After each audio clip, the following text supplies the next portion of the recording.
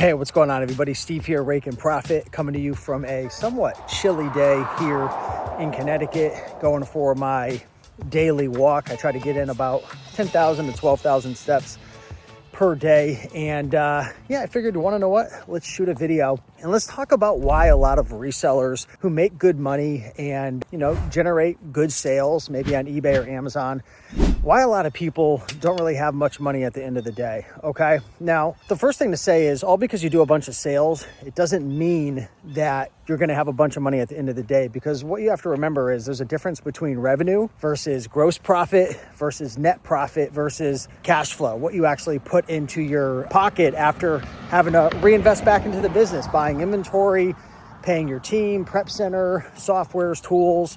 And then there's taxes, of course. When you're self-employed, depending how long you've been in business and how much revenue you've generated, like for example, in my business, I have to pay taxes every single month, okay? So, I have an S corporation, I've got payroll. I don't have any employees besides me. I have virtual assistants in different countries, but for classification purposes, I'm essentially an employee to my company since I'm running a LLC treated as an S corporation. But again, there's a difference between sales, gross profit, net profit, what you pay yourself, and then obviously at the end of the day, there's taxes. So there's a couple things that I've noticed amongst resellers who, I kind of grew up with, right, over the last 10, 11, 12 years. A lot of resellers, they will be left over with some money, of course, but what they'll do is they'll just spend it all. They'll buy a nicer house. They'll buy a nicer car. They will go out to eat more. They'll just start to spend it on frivolous things, right? So that's one problem. Another problem, number two, is a lot of times they're not reinvesting in their future, right? They're not putting money into stocks.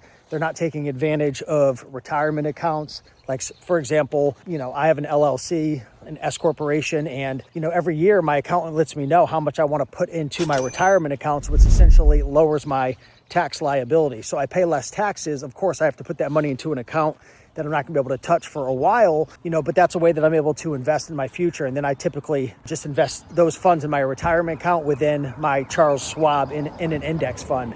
But the main point is a lot of people will make their money and just blow it, right? Instead of investing it in index funds or real estate or maybe even other businesses, right? So, this is very, very important, especially the younger you are. If you could invest your money, the compound effect is real. You could look up some of the stats and data, but if you're 20, 25, even 30 years old, even just putting $50 a month, $100 a month, a couple $100 a month, by the time you're 50, 60, 70 years old, that could be hundreds of thousands of dollars, if not millions of dollars, okay? So reinvest your profits, right? Again, a lot of times people will say, well, I don't have much money left at the end of the day. And that could be a bigger problem, right? And the bigger problem is you're sourcing items that aren't really making you that much money. You don't really know your numbers. And I see this a lot of times with Amazon sellers. They show those big orange bars, but they don't really have much money at the end of the day. And the reality is they're not making as much money as they think because they're not tracking their true net profit. And that's why I love the tool Seller Board. It's a great tool that I use in my Amazon business to be able to know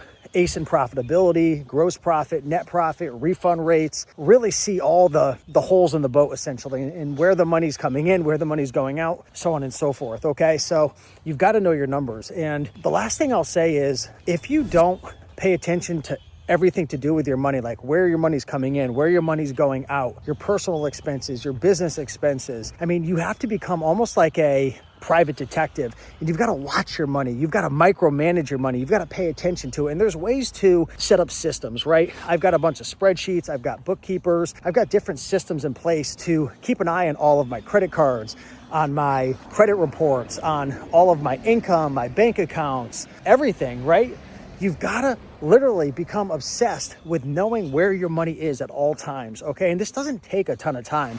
Like, for example, one system that I set up a while ago is tracking my net worth every single month, okay? Every single month I go through, it takes about an hour, all of my credit cards, all of my income, all of my investments. I tally it all up. I've got a little system that I've created on a Google Sheet. Now I've made a really nice dashboard with AI. It's beautiful. And that, helps me to keep my eye on my money. If you don't pay attention to money, and money is just energy, it's just going to flow away, right? Kind of like, it's so easy to just kind of stay the same weight or even gain weight, right? It's easy to gain weight because if you're not paying attention to your steps, if you're not paying attention to the foods you're eating, the quality, drinking plenty of water, getting an exercise, you just naturally are going to gain weight. For a lot of people, not everybody, depending on if you've got one of those beautiful fast metabolisms that I wish that I had. But money's the same way. You don't have to do anything to have money disappear, right? Everybody wants your money, right? The whole world is built upon just how can they get more money, right? So, and this is even more important. The more money you have, you've got to pay attention to it even closer, because again, you're just more of a target. The government wants the money, the IRS wants the money. It's just easy to think that money's going to solve all problems. So you start spending it, you stop tracking it as much. That's why it's so important to have systems, bookkeeping, and just processes to track your net worth, to track, your profitability and all of your businesses. And I just see a lot of resellers not doing this. They're not paying attention to their money. And then they wonder why they don't have much after 3 years, after 5 years, after 10 years. It's a garden. You've got to take care of it. You've got to pay attention to it. You've got to nurture it. And if you take care of your money garden, it will take care of you. I could promise you that. I mean, I started my journey back in 2012. By the time it was about 2017, I had about $150,000 net worth. By 2020, I had about a $450,000 net worth. And that's when I really started to track it. And one of these days I'll share more in depth, because I've got it detailed to a T from 2020. But I think 2022 is when I officially became a millionaire, and it's just been going up since then. And I really attribute tracking my net worth to growing my net worth, right? You can't manage what you don't measure. So you want to measure everything. You want to keep an eye on it. It might sound obsessive, and it might sound like, I don't want to do that. It's too much work. Well, how serious are you about building your future, building your finances? So that's just a little video I wanted to share why, again, a lot of resellers, they don't have much money at the end of the day. It's because they don't really have the foundation to build and grow, right? They're not paying attention to it. They don't have systems. They're not looking to see where their money is, where it's going, where are opportunities to make more, where are opportunities to patch up holes. So just want to share this, guys. Hope this helped. Much love.